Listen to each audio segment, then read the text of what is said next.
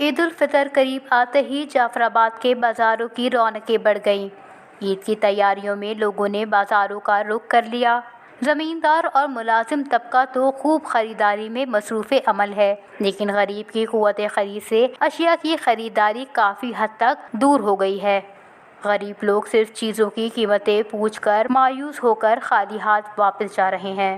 ماں تم عید سامان وامان گرگا ہرچے تم ہرچے مہنگائی گورنمنٹ نے اپیل سستا کت نہ عید سامان نہ سڑی نہ جرے نہ وغیرہ چکھن واسطے گر گئی ہم کے مہنگائی ہم کے پجے دن بھی جی عید کا موقع ہے اور جو ہے دکانداروں اور جو ہے بازاروں میں رش بہت زیادہ ہے اور جو ہے مہنگائی بھی بہت عروج پر ہے اور پورے پاکستان میں جو ہے مہنگائی زور و شور پر ہے۔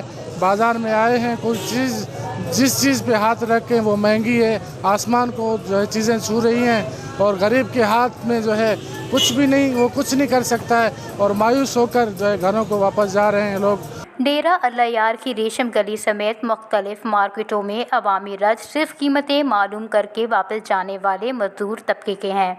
ضرورت اس امر کی ہے کہ حکومت وقت عید الفطر کے موقع پر عوام کو ریلیف فراہم کرے تاکہ کم آمدن والے لوگ بھی عید کی خوشیاں منا سکیں۔